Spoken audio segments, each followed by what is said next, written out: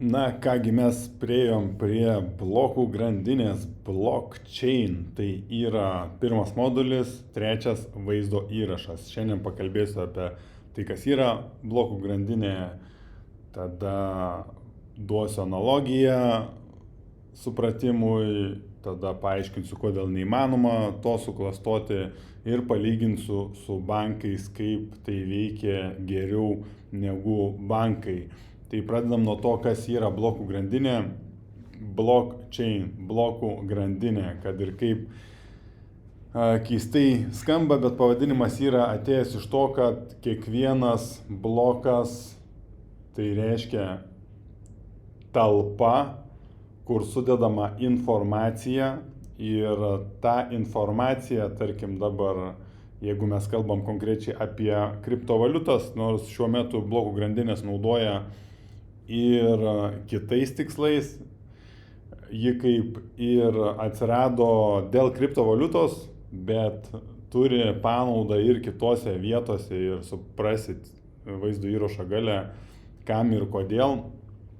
Tai įsivaizduokit, blokas tai yra tas pats kaip sąsiuvinio lapas, jeigu mes jį užpildom, galim atversti kitą lapą ir pradėti toliau rašyti. Ir čia dabar yra keli niuansai. Ta mes sąsiuvinį, į kurį rašom, mes galime, tas, kas turi prieigą prie jo, gali įrašyti ten, ką nori ir suklastoti informaciją. O pačiam blokė yra informacija suvesta ir kaip užsipildo pats blokas, yra laiko štampas ir tos informacijos nebeįmanoma tiesiog pakeisti, ištrinti ir tada atsiranda naujas blokas. Tiesiog tai yra talpa, kur dedama informacija. Ir palyginu aš su buhalterinė knyga, įsivaizduokit, tas pats sąsiuvinys yra buhalterinė knyga, bet mes tą buhalterinę knygą, tas, kas turi prieimą, tai ar buhalteris ar kažkas kitas, ten gali įrašyti, ką nori. Dabar į blokų grandinę bet kas negali įrašyti, ką nori. Tai tiesiog yra tinklas ir jeigu mes pradedam kalbėti apie decentralizuotą tinklą, konkrečiai kalbam apie kriptovaliutas, šiuo metu yra ir centralizuotų kriptovaliutų tinklų. Prieinam prie to, kad kodėl negalima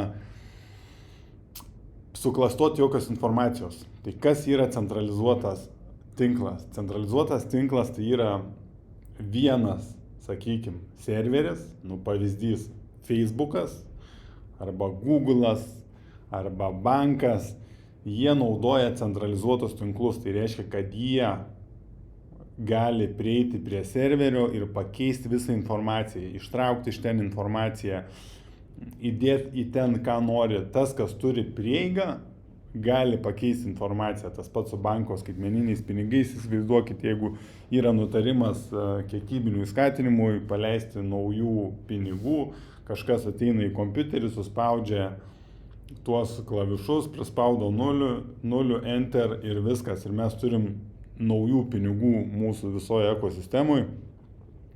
Su kriptovaliuta negalima to padaryti, nes tai yra decentralizuotas tinklas. Tai reiškia, kad tie serveriai stovi visur aplink visą pasaulį. Ir tie žmonės, kurie laiko tuos serverius, jie vienas su kitu nėra susiję. Klausimas iškyla, kodėl jie yra motyvuoti tai daryti, dėl to, kad jie gauna apdovanojimą. Čia ir vadinasi kripto kasimas. Kasimas tai yra metafora, bet iš principo, jeigu aš nusprendžiu kasti kriptovaliutą, aš turiu nusipirkti kompiuterinės plokštės, turėti galios, elektros ir mano tas kompas gali spręsti kriptografinės užduotis ir kai sprendžia kriptografinę užduotį, atspėja atsakymą, tai pasitvirtina transakcija ir aš gaunu apdovanojimą. Ir mano tas serveris laiko kopiją visų transakcijų. Ir visi kiti serveriai vienodai laiko vienodas kopijas. Tai įsivaizduokit, jeigu mes į vieną įsilaušim, nes į vieną įsilaužti įmanoma yra, galime į vieną įsilaužti, pakeisti ten informaciją, bet visi likę 99% ir daugiau šitų serverių atpažįsta, kad ten yra suklastota informacija ir automatiškai spjauna iš tinklo. Pavyzdžiui, Bitcoiną nuo 2008 metų bando nulaužti ir kiekvieną dieną ir kiekvienais metais turi jis tų atakų, bet praktiškai neįmanoma to padaryti. Dėl to, kad yra decentralizuotas tinklas. Apie bankus jau paminėjau, kad bankai yra centralizuotas tinklas ir jie gali tiesiog į savo serverį įrašyti daugiau pinigų, pakeisti informaciją, ką nori tą daryti. Su kriptovaliuta mes neturim tokios galimybės, bent jau ne su Bitcoinu ar ne su decentralizuotais tinklais. Tai tikiuosi supratot ir iki kito video.